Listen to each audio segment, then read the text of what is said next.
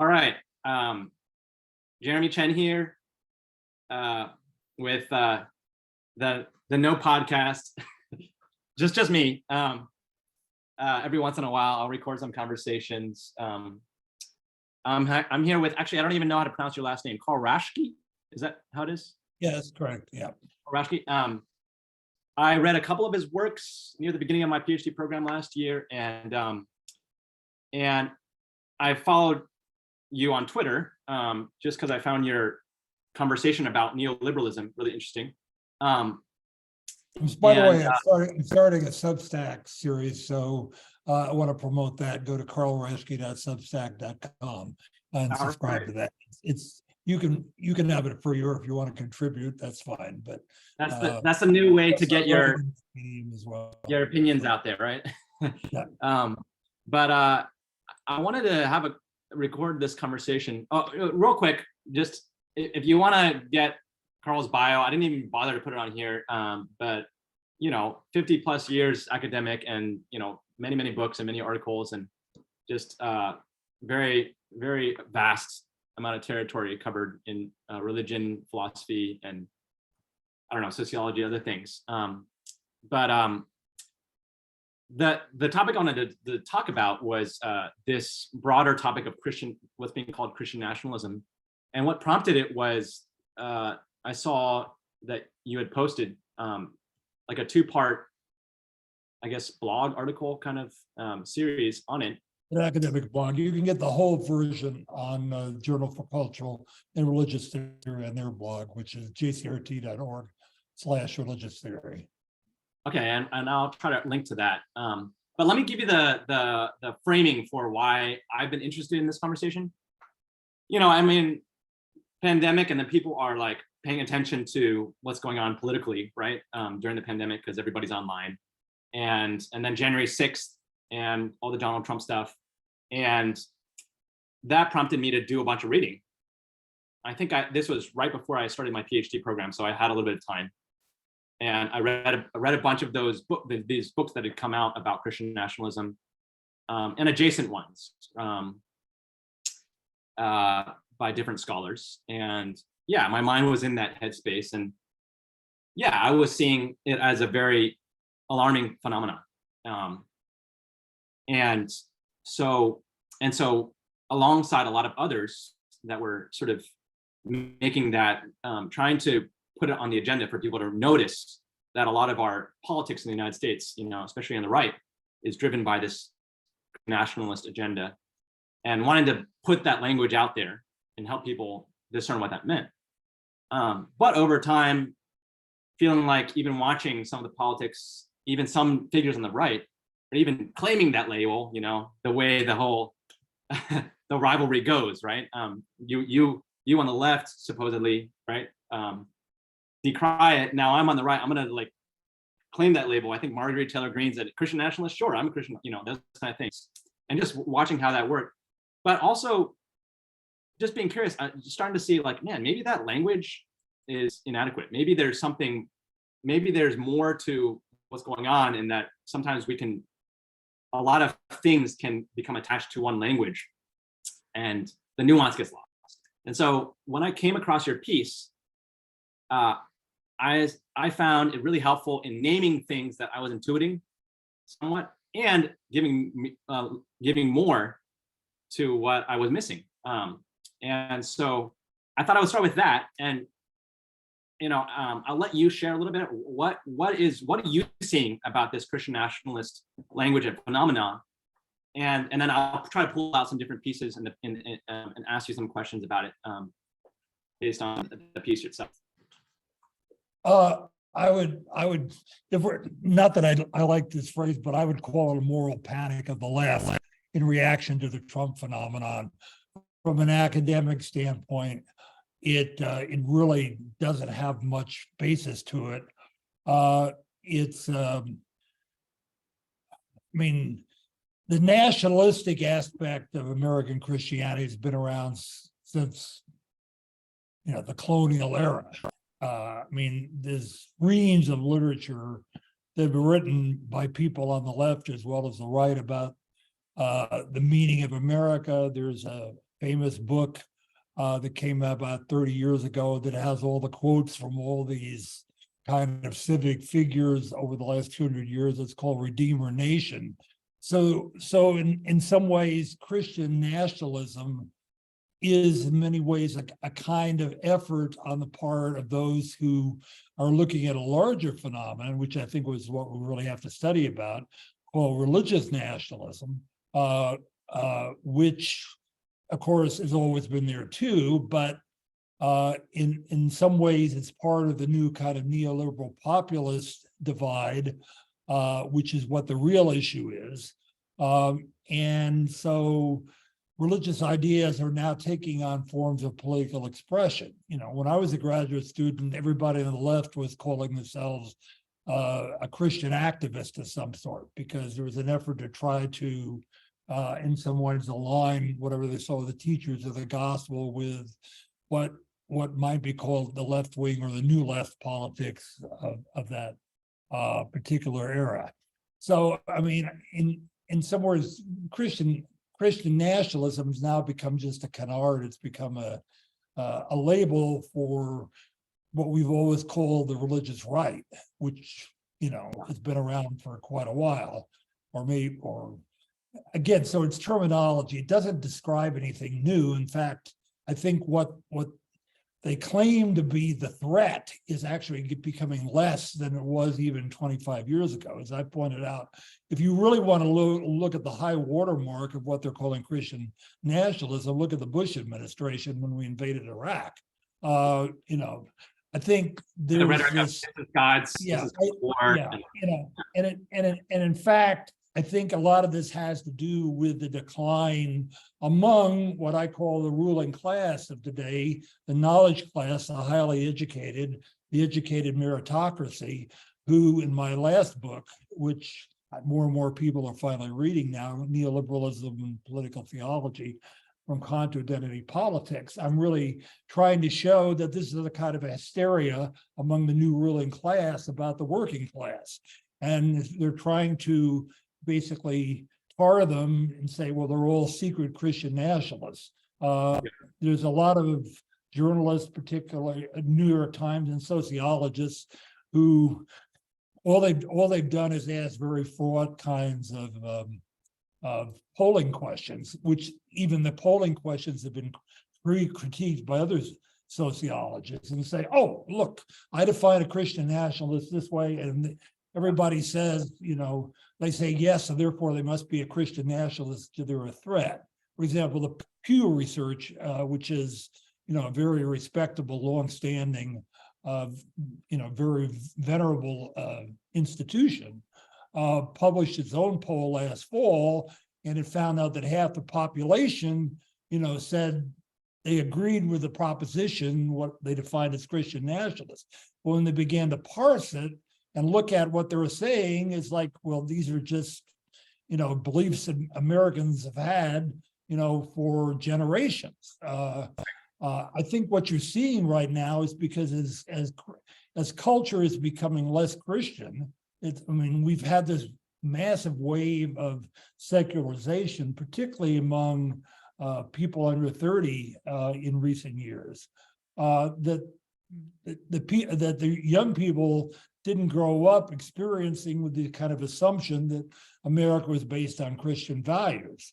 But as if this is a movement or a trend, you know, I'm seriously skeptical. I mean, Donald Trump's star is sinking right now. You know, it's not even clear he's even going to get the Republican nomination. And Donald Trump, you know, as I, you know, argued while he was president, you know, I said it was a kind of obsessional neurosis on the part of the educated, bureaucratic, neoliberal, progressive neoliberal class. You know, basically the people who have all the wealth and run the country. I mean, the real issue right now is an economic divide between the educated and the uneducated. And, you know, and I mean, the canard is it's all these, you know, country bumpkins who are these dangerous fascists or Christo-fascists to be called. I mean, that's just absolutely nonsense. I mean, right now I'm speaking to you from rural Oklahoma. I spent a lot of time with people in this area, and I can tell you that they're not Christo-fascists or nationalists. They're just simple people. A lot of them, by the way, are more ethnically diverse than the people who are constantly bringing up the specter of Christian nationalism. They're working class. They're not highly educated, and they're just basically, joining churches that believe in, conservative Christianity, which I'm not a conservative Christian. I never was. I wasn't raised an evangelical, nor a fundamentalist, and I've never been one. But, I do have respect for people of all classes. And I think in some ways, this is just another form of classism.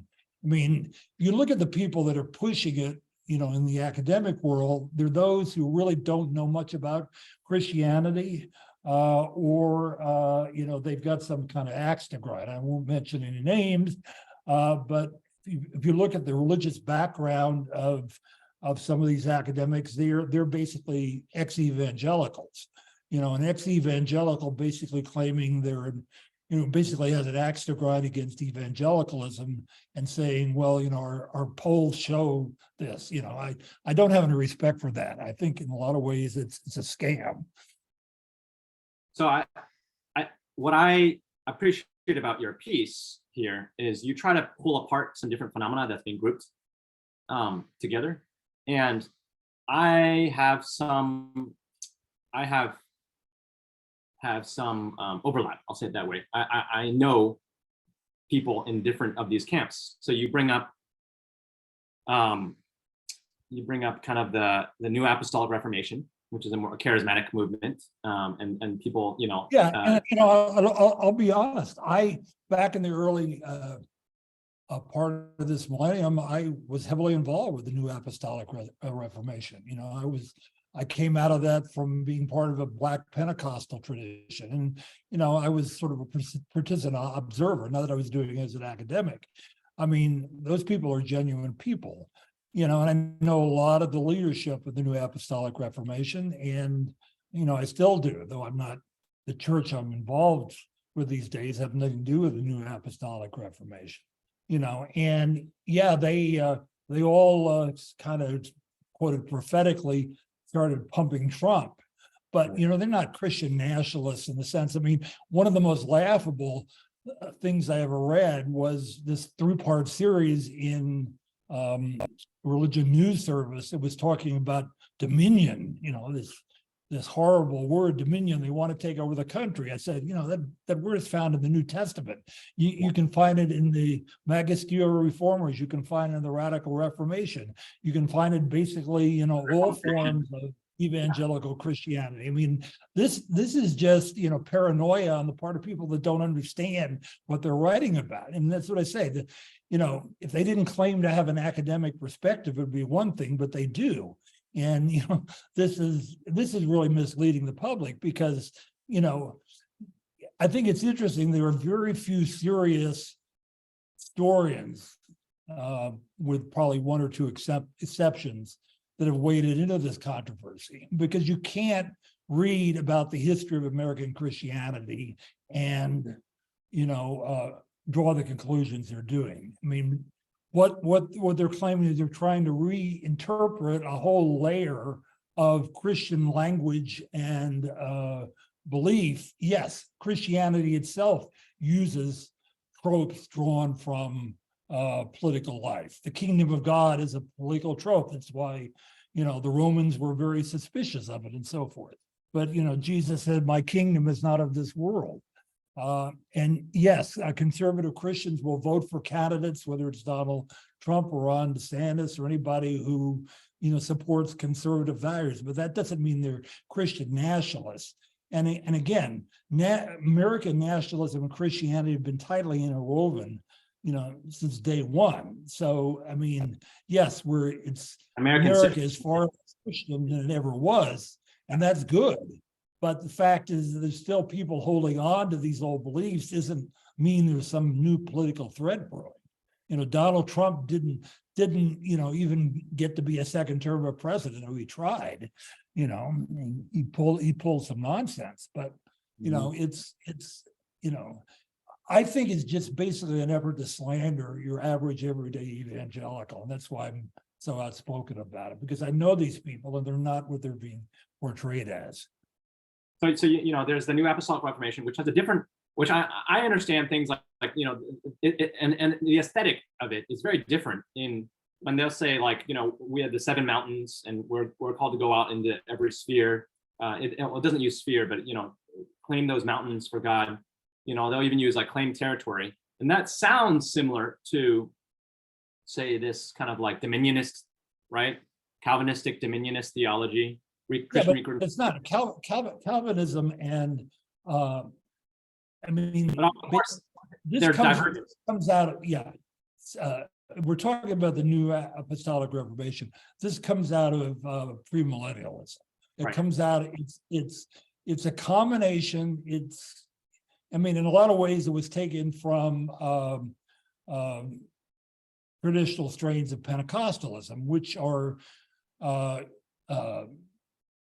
back to the Azusa Street revival and so forth. And the whole second part of my book, The Next Reformation, is talk about Pentecostalism and postmodernism.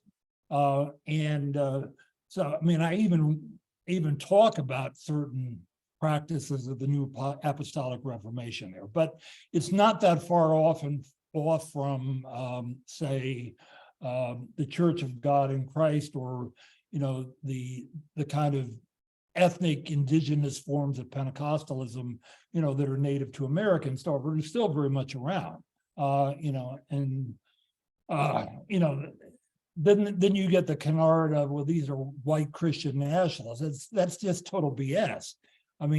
Pentecostal and NAR have been recently to NAR services. They're probably the most ethnically diverse, congregations you'll see anywhere. So, it's people who don't know any better, or trying to play upon the fears of a ruling class under siege, particularly a religious ruling class. They want to go secular. They want to renounce their religious past. Let them go ahead and do that, say fine, but don't start, creating a label that tars people in a way that doesn't sociologically work out. The fact that there are sociologists leading this, it troubles me, because these people don't know anything about American religious history. They certainly don't know about critical theory, which is my specialty. They don't know about class consciousness. They don't know anything about, what the really subtle dynamics of the American demographic scene are. So my intuition is that some people bringing up this kind of language are worried about maybe they're basically worried that Donald Trump's going to get elected again. That's what it really comes down to. And wanting to have a Christianity, but even that is an obsession, which I've written about. It's like, we've had bad presidents, we've had controversial presidents. American history is full of them, and I think there's this, the irony is you've got evangelicalism just flips over into its secular form. Take a group that's very active on Twitter called the New Evangelicals. I've called them fundamentalists, secular fundamentalists. We're not fundamentalists. Of course you are. Fundamentalism is a way of oversimplifying things and trying to make it a matter of simply black and white. Evangelicalism is a worldwide phenomenon that includes people from all cultures, with all kind of different kind of theological twists or skewers. A country like Burkina Faso, which is a West African country, was founded by Pentecostals. It was founded by the Assemblies of God. The country itself was. It's the people that run it are primarily Assemblies of God. Burkina Faso could be called a form of Christian nationalism, but it's certainly not what these people are talking about. So, look at the phenomena in depth. Don't just do polls see who are these people? What are their demographic? What are their political? What are their racial? What are their ethnic attitudes and so forth?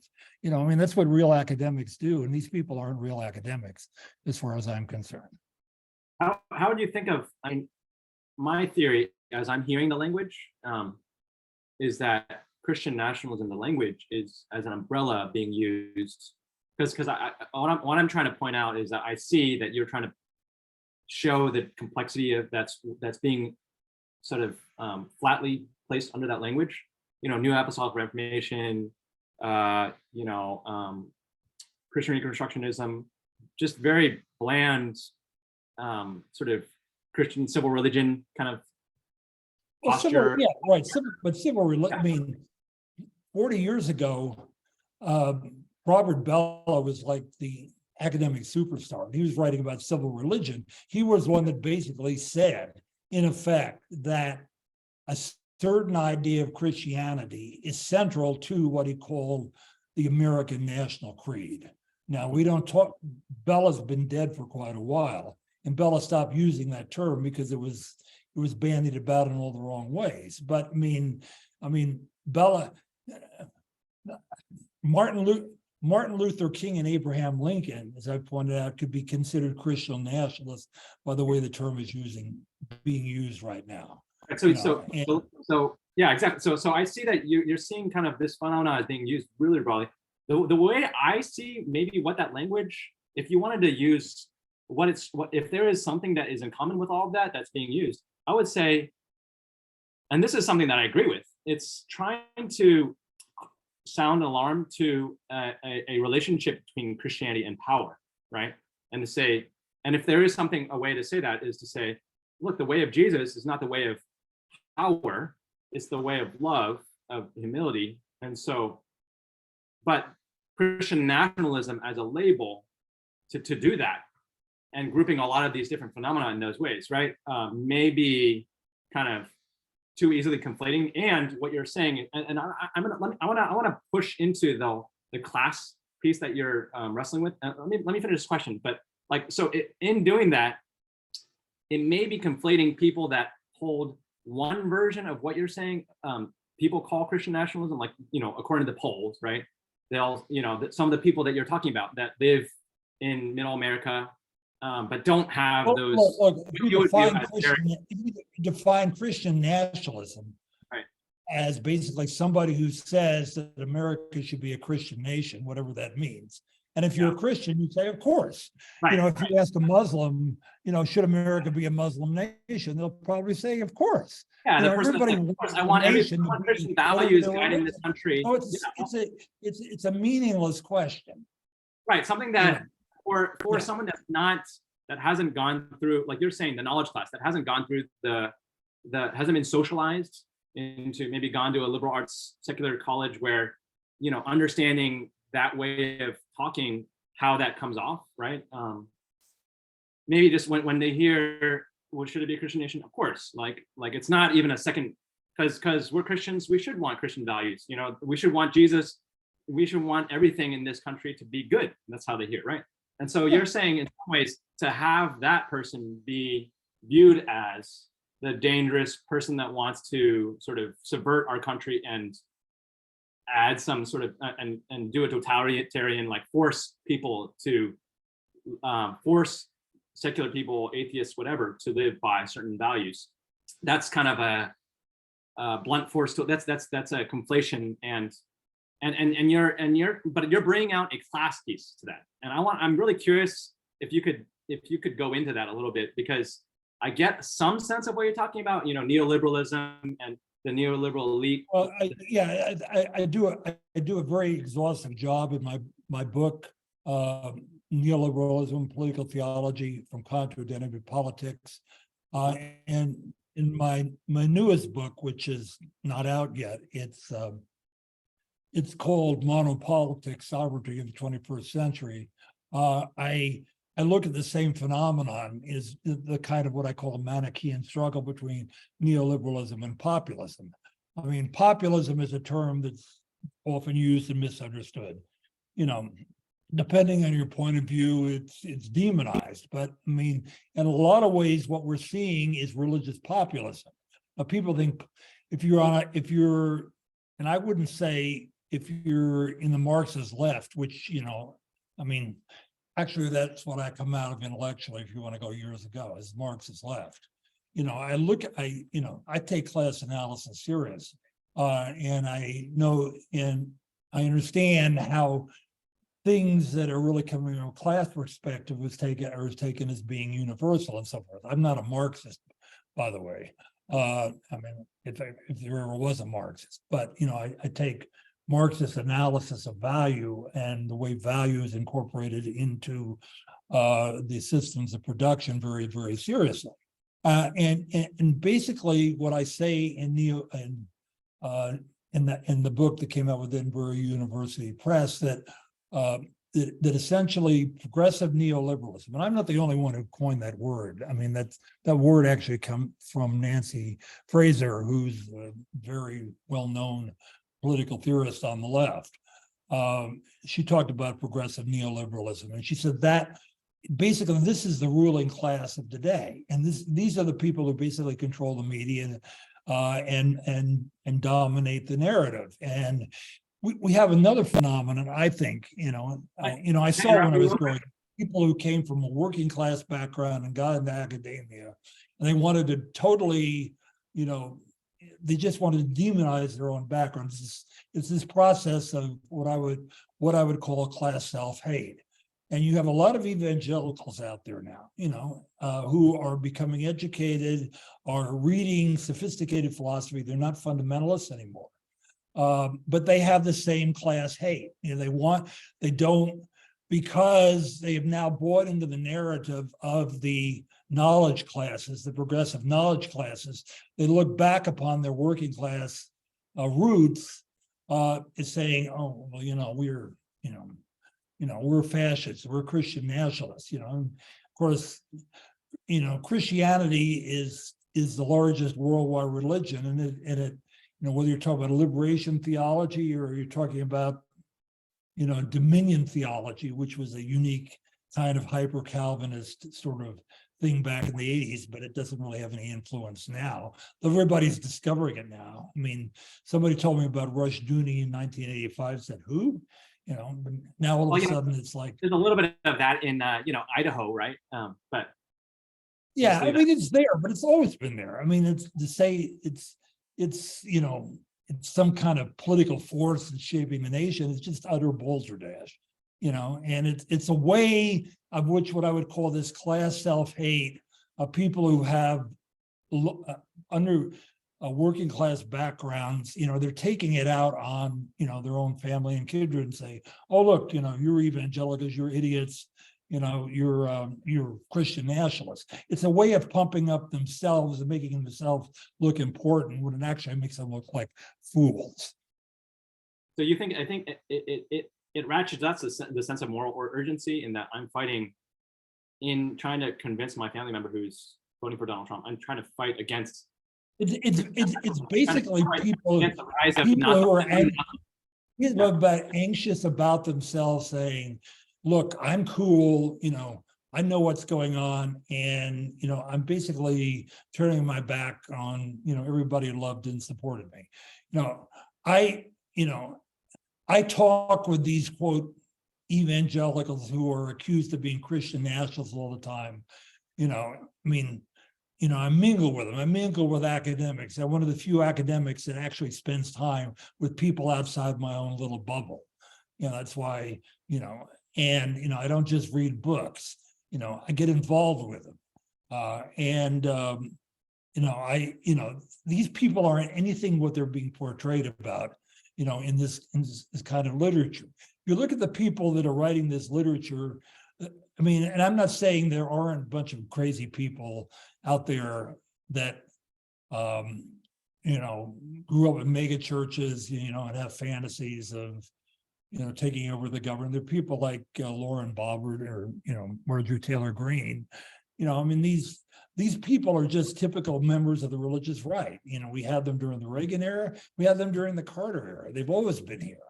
and they tend So to what be I'm hearing, rural, and they tend no, to you be working yourself, class, and they're politically active. But but now they're being kind of singled out and being accused of being things that they're not really doing. If you look at the leadership of these people who are all pumping up this idea of the Christian nationalist threat, virtually all of them are basically highly educated secular academics that wouldn't know a Pentecostal if they met one. Or they are ex-evangelicals who grew up in some kind of, evangelical bubble and now are just, angry at the way they think they were misled. And they've got, they're on a crusade to basically, prove that their view of life that they were taught was wrong. I didn't grow up in that environment. I grew up in a liberal family. Even though it was a small town, I grew up in California. I lived in all kinds of things. I was contemptuous of these same people myself, and I came to realize, hey, this is my own class privilege that I'm trying to, pass off as being some kind of intellectual sophistication when it's not. The more you become an academic, the more you become a real researcher, the more you realize academics have just as many prejudices as people who don't have education. Just because you're highly educated doesn't mean you're free of biases. You probably have more. So let me, this may be simplistic, but I'm going to try to trace out what I'm imagining you saying when it comes to how the class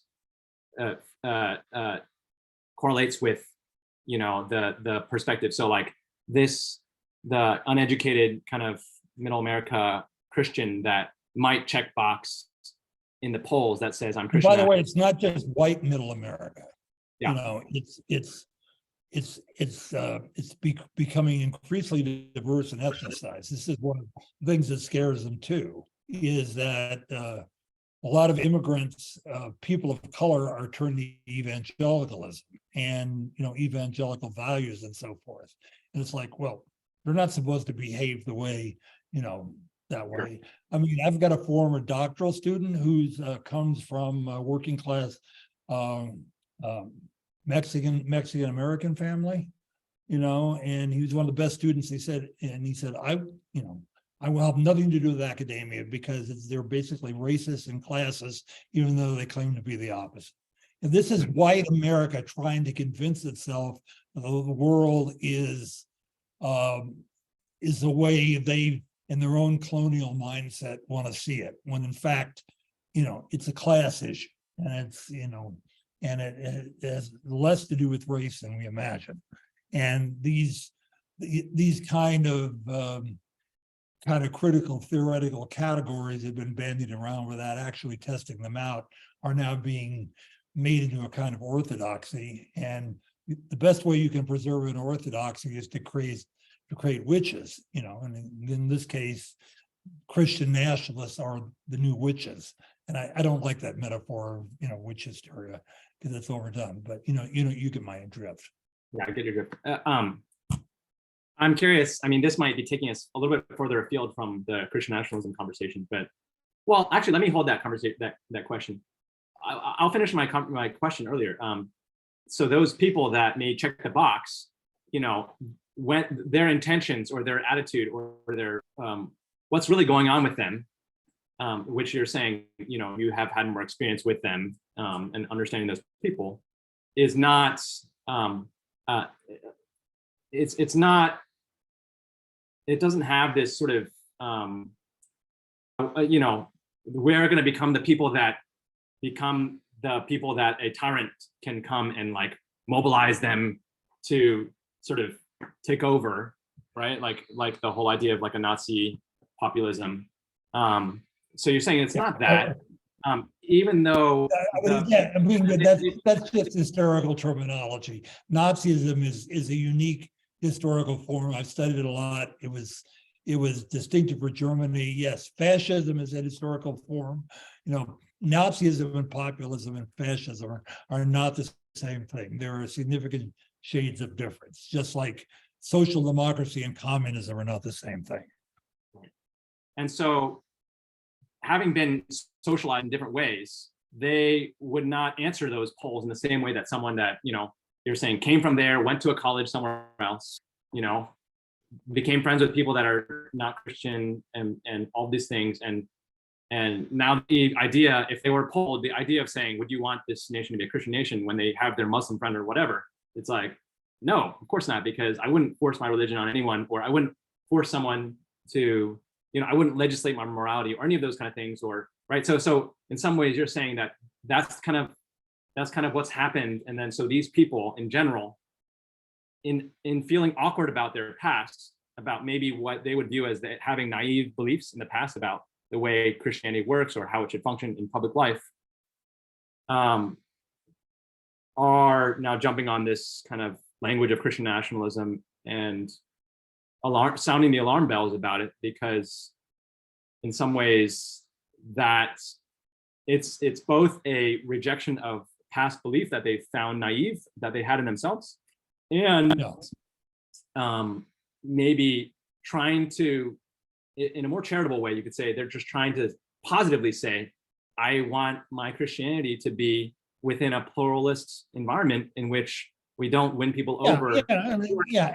And they've dealt with pastors or leaders, evangelical leaders, who have been, waved the flag and talked. I mean, the real issues are like abortion and transgender, the way we treat transgender people and that kind of thing. And they've seen, how church leaders and your average person will recoil at that and say, aha, but what, I mean, there's been a moral struggle going on, for generations now. I mean, in my generation, I'm a baby boomer, was drugs, and it was all these baby boomers felt guilty about, their excesses, the impact they'd had on their kids back in the 70s and so forth, through open marriage and that sort of thing, and says, okay, we're going to get clean. We're going to become evangelicals. That was what the evangelical revival was all about. So, I mean, America historically goes back and forth like this. It takes something like prohibition. This is kind of myth today that prohibition was, it politically didn't work, and obviously it was an infringement on freedom. But prohibition was actually, and it was a women's movement in its own right, because the way in which alcohol in an age where women couldn't work, where alcoholism was actually causing battered women, impoverished children, all sorts of social problems. And the idea was, if you get rid of alcohol, then you could improve a lot of these, quote, marginalized people. I mean, that was about it. So, I mean, so we go back and forth in terms of freedom and conservatism, and we're still doing that right now. I mean, every generation is distinctive, but I mean, my point being that if you mean by Christian nationalism, just saying basically that America has some kind of Christian mission to it, that's always been there. And you say, okay, well, maybe we need to re-examine America's past, which is good. I mean, the history of slavery is really something that we refuse to take a hard look at, but at the same time, it was Christian nationalists who abolished slavery. That's well established by historians. The abolitionists were Christian nationalists. They believed that America's mission was to free all people, and slavery was a horrible moral wrong that had to be eliminated by all costs. That's what the Civil War was all about. Now, whether they were also racist at the time, that's debatable. And it gets down to the question of what we mean by racism. But look at something like the National Day of Prayer, okay? The National Day of Prayer we have every year, we still do. Presidents, give lip service to it. You still have Christian leaders, they're mostly Christian leaders, so increasingly you have other faiths involved, particularly Abrahamic faiths, and they all talk about, the religious meaning and purpose of America. That's been going on since 1952, when Harry Truman started it, that's nothing new. So you want to say, well, that's a Christian nationalist phenomenon. Okay, but what you're saying is that is the old form of American nationalism that is now changing. So let's call it what it really is. America's traditional ways of doing things that now need to be called into question, not some kind of sinister rising movement that doesn't have any precedent to it. I see. Yeah. So what I see you doing is you're bringing in history, you're bringing sociology, you're bringing in to try to take what is a recent critical theory and political philosophy. That's what I do. I bring all those. Bring in a recent phenomena of like a lot of momentum surrounding this language of Christian nationalism in an activist tone to try to, I'll say it this way. Bring nuance and to call into question whether all of those things that are being brought together under one label should be brought together under that one label, and the effects of that. The effects of doing so may be in flattening, not just flattens nuance, but potentially is weaponized in a way that is kind of having class implications. And you're saying that we should maybe, would your proposal be like we need to just stop using that language of Christian nationalism? I'm just saying, let's be honest about what we're really talking about. That's all I'm saying. Yeah. Let's not start insinuating things about people that don't really apply to them. Because I think that's the problem. The word, even when you say the more familiar term, it goes back generations, the Christian right, okay? That sounds scary if you're, an urban liberal or urban progressive.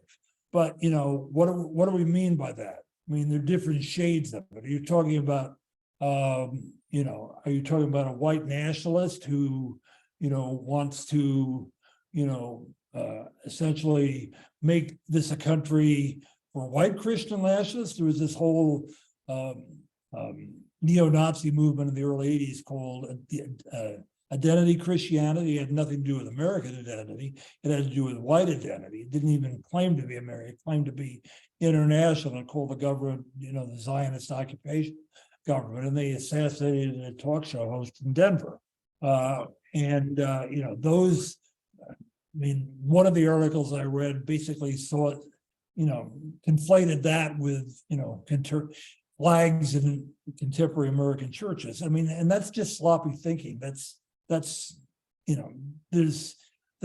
guilt by association. Yeah. It's basically intellectual sloppiness, and if you want to think that way, fine, but don't say it has any academic authority, because it doesn't. Because that's just a form of you might say conspiratorial thinking on the left to counter forms like QAnon of conspiratorial thinking on the right. And I would say, and a lot of these people who are public Christian nationalists are just flip side liberal versions of QAnon. Interesting. I know that word neoliberalism is an academic term, but I think that figures into what you're saying a lot. So I wonder if you could kind of, for those who aren't going to get around to reading your book about neoliberalism or get familiar with I know you're probably like, oh, where do I start? But as snapshot as an academic can do of a way, can you kind of give us a sense of what you mean when you're saying this is really neoliberal elites or neoliberalism at play in this conversation about this Christian nationalism usage, that language usage? Well, yeah, it's a complicated term and it's evolved. There was a tendency there for a while to associate neoliberal with free market fundamentalism. Like, you had, people like Paul Ryan, who, tanked politically. Paul Ryan's family actually comes from where I am right now, Marshall County, Oklahoma. So, you call that libertarianism and that sort of thing. The idea that the free market will, save everybody. And of course, that's nonsense. It never did.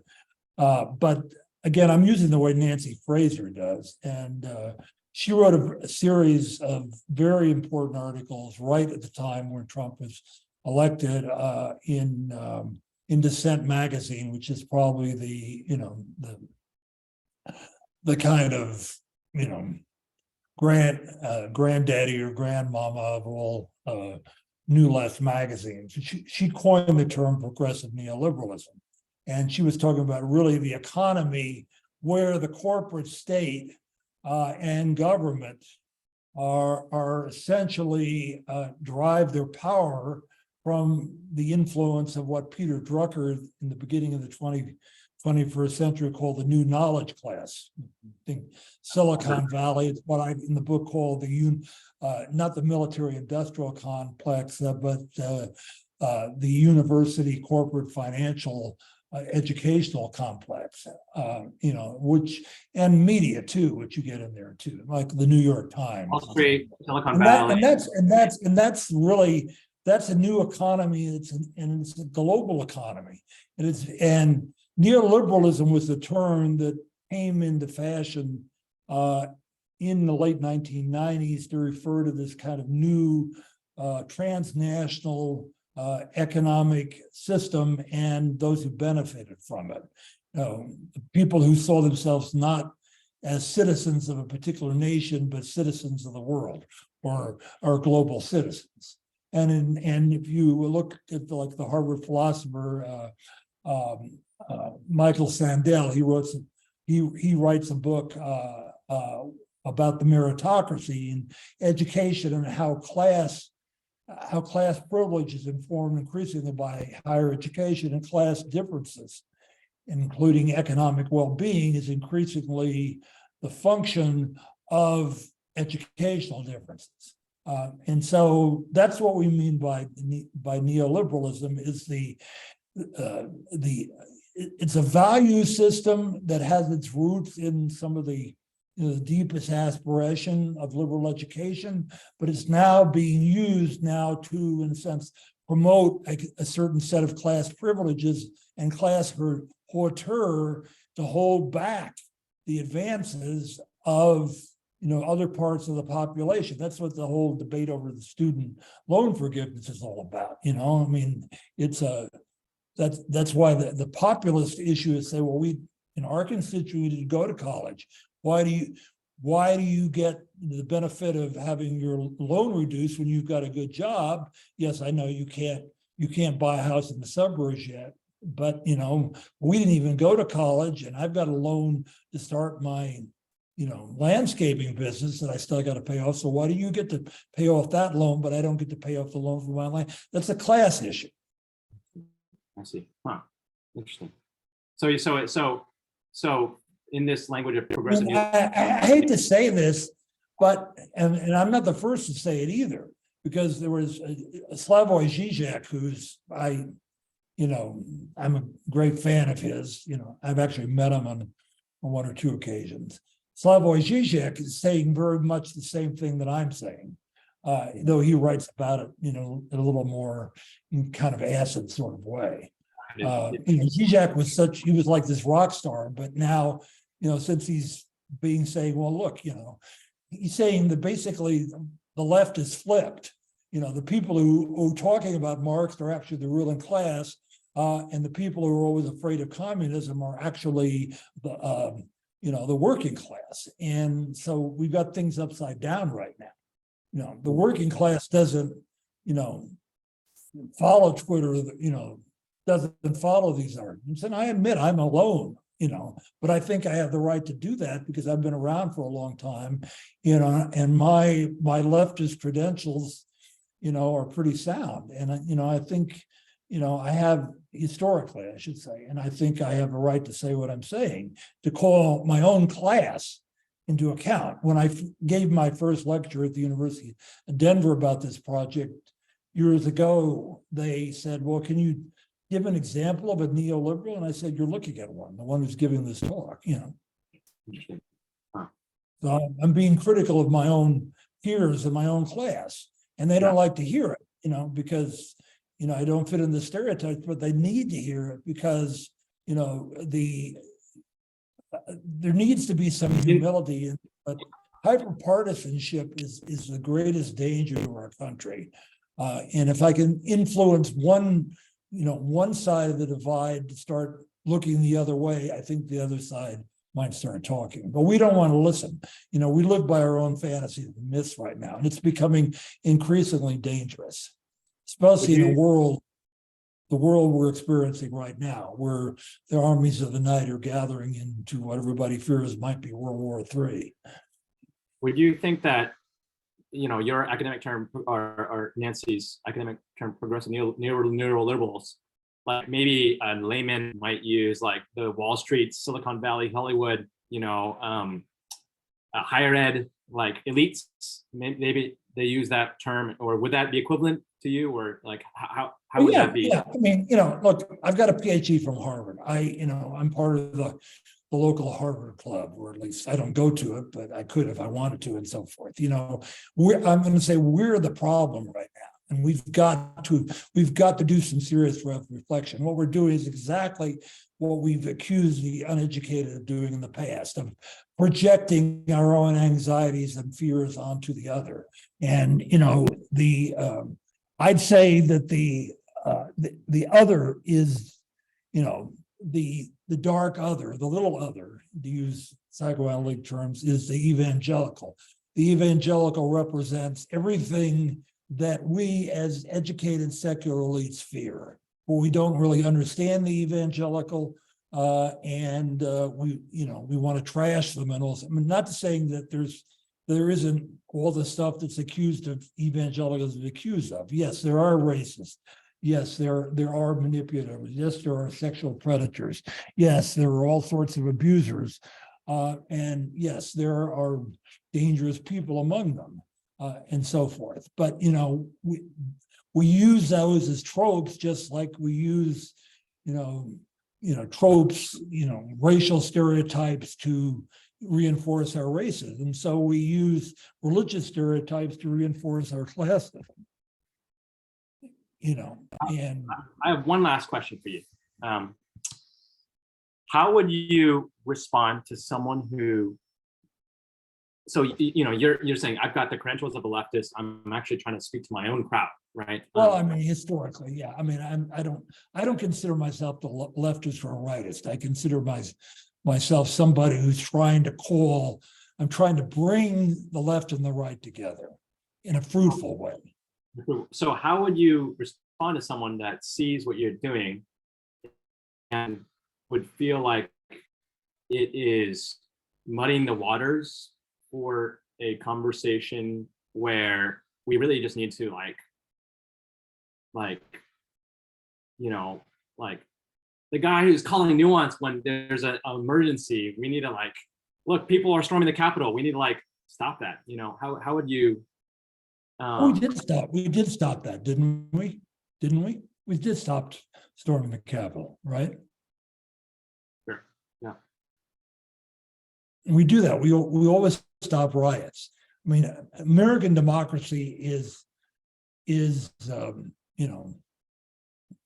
not indestructible, but it's highly resilient. I mean, storming the Capitol was one event, like other riots and insurrections we've had. I mean, I'm not getting a question of which was the worst, but it becomes like this becomes a trope for where everything we think is wrong with America. No, it's one thing that happened. And we've got to start talking to each other. That's what it comes down to. We've got to start listening to each other. We've got to start talking to each other, but we only want to talk to the other side on our terms. And, if you want to say, take it from a Christian perspective, which I am, it's about, going beyond all ideologies. In my book, Global Christ, which I wrote in 2008, I talk about it as radical encounter of radical relationality. And that means basically setting aside not just our cognitive biases, but our existential biases. We don't want to talk to somebody because we think we know what they're all about. And when you're an academic that's, written as many books and done as much research as I've done and, been involved in so many things, you discover that, these biases are just as prevalent among quote the educated, knowledgeable people as they are by the people who are educated or we refer to as ignorant. In fact, they're worse because we are the leadership class, and therefore we have a greater responsibility, and we're not taking that responsibility. Well, Carl, it's been a really, really fascinating conversation. I hope that people will. I hope that I don't know if you have seen people engage your article, your writing about Christian about trying to enter into that conversation, but I hope it's taken seriously and taken beyond even like I hope there's reactions, like substantive reactions that try to take things. Well, I'm starting a Substack series, which I've noted on Twitter. If you can find it, carlraschke.substack.com. It's called the Globoscope.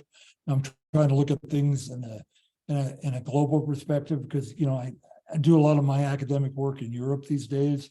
And when I go to Europe and I talk to European academics, I just can't believe what's going on in America. I mean, we're always had a reputation being parochial, but we think we're really being cutting edge and progressive when in fact we're just becoming more parochial. And so I'm trying to kind of reframe the conversations. I just published the first piece yesterday, and I'm going to come out with a piece at least every few weeks at minimum for a while, and start reading this too. So the subscription is free.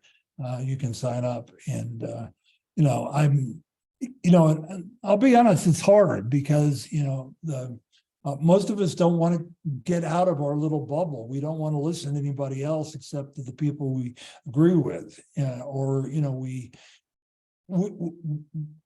there's a thing called confirmation bias, which unfortunately digital media, particularly social media, has just exacerbated tremendously, where we're not really forced to look beyond our own kind of very narrow assumptions, which we think are somehow on that note, it's a form of ignorance. On that note, Carl, I'm hoping. I mean, I'll be brutally honest here. When I read your pieces, I found them very enlightening. I found that it actually to be really, how do I say this? I found them to have a really confrontational tone. I don't know if you intended that way, but I'm just to say that I'm just going to put that out there. What do you mean conversational tone? Confrontational tone. Yeah. But I hope that you're bringing up the need for conversation. I hope that some of the people that maybe you're calling out, you didn't name names, but maybe people would. You have to be confrontational to the point that you could begin conversation. There you go. So I hope that some of the people that are relevant to this conversation of Christian nationalism, I hope that, I'm not optimistic that this video will reach those people, but say it does. I hope that those people will approach you for conversation. And, I am not knowledgeable enough in all these fields to contribute much. I've read some of those books. I read I think it was 4 or 5 or 6 of those books right after, the riot, the January 6th. And then, and I've paid attention to the Twitter conversations and then read this article from you. And again, I'm not competent to evaluate, but even what little I know, I feel like there's something to what you're saying. I can't endorse it, but I can say I think that what you're saying needs to be reckoned with.